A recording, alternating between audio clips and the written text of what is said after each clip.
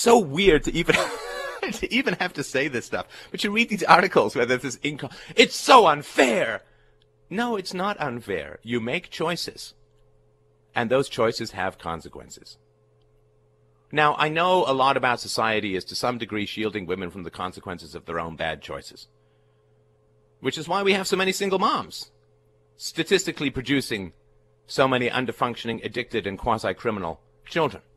Sorry, don't shoot the messenger. These are the facts. There is no single greater predictor of a negative outcome from a child than coming from a single parent, which is basically a single mom household. Used to be a woman had to choose a really great guy because she would be dependent upon him to bring her resources while she was big with child and feeding them. That's kind of the way the nature is. You gotta, I mean, yeah, there's hot guys, there's players, there's unstable guys, there are drummers. But you have to be responsible with your uterus. At least you used to have to be. You used to have to find a guy who would actually hang around and bring you resources and love you and care for you, and therefore you didn't have to look for the pretty boy with 9,000 abs who looks like he jumped off a movie poster for 300. You have to find a guy who's steady, who's reliable, who's good, who's virtuous, who's dependable, and who's productive. No thug breeding used to be the order of the day.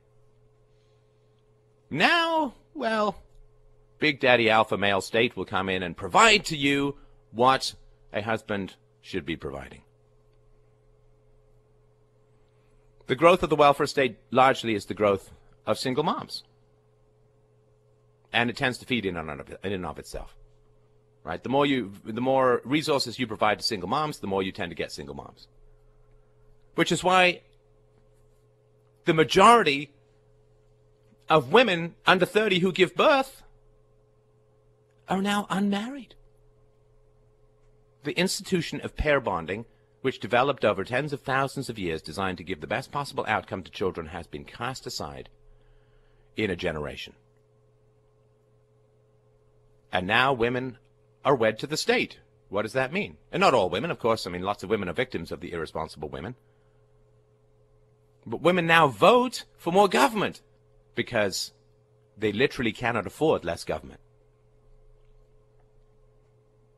And once they have kids, well, men of quality have more choices, right? And they're not necessarily going to want to get enmeshed in a complicated, messy family situation, raising somebody else's kids, maybe with some creepy ex floating around. So this idea that women are victimized by some vast conspiracy, patriarchy.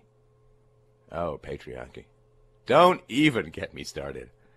And this doesn't mean there aren't exceptions. This doesn't mean you can't overcome it. But women are hardwired to look for men with the most resources.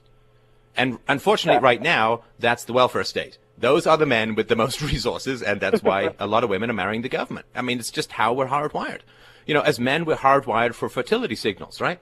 Particular waist to hip ratios, even features which meet good genes, a little excess body fat, particularly in the form of breasts, which indicate good nutrition, capacity to bear children.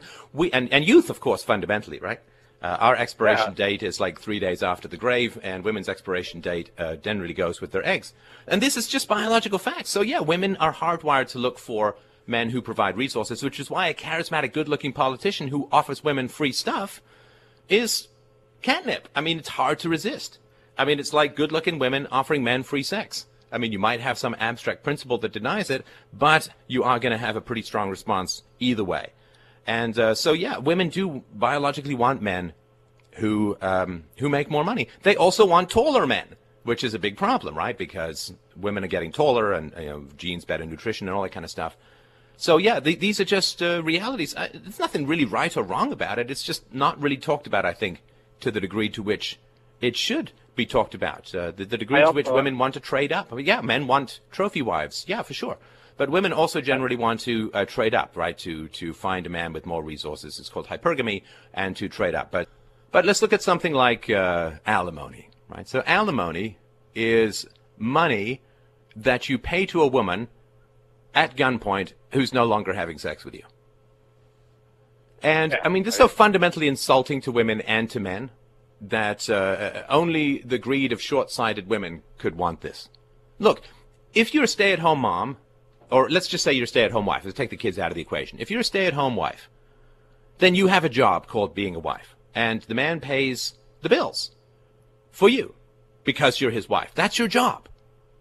Now, if you quit your job, let's say you say, I don't stand this guy. I can't see. He's got halitosis. He's got 6 toes, and I still have trouble finding that third nipple he claims he has. I don't want to be married to the guy anymore. Okay, fine. You just quit your job. Hey, you know what happens when I quit my job? I don't get paid anymore. If you quit your job being a wife, well, you quit. And let's say that you put on 50 pounds, you start chain-smoking menthols through your ears, and you get into some stuff that your guy is not into in the boudoir. And let's say you scream at him, you yell at him, and he doesn't want to be married to you anymore, and he says, I'm getting divorced. Well, guess what? You just got fired. Now, any job that I either quit or get fired from means no more paycheck. I mean, imagine. It's like this George Costanza thing from Seinfeld where he gets fired and then just keeps showing up to work, expecting a paycheck. I mean, this is how lunatic it is. In California, after 10 years of marriage, you owe alimony for the rest of your life. For the rest of your life. Get married at 20, get divorced at 30, live to 80, 50 years of paying for a woman who's not around. Not cooking you anything, not cleaning your house, not having sex with you, just plain not chatting with you, not being your companion, your support, your friend, gone. No wonder men aren't getting married. So, go ahead.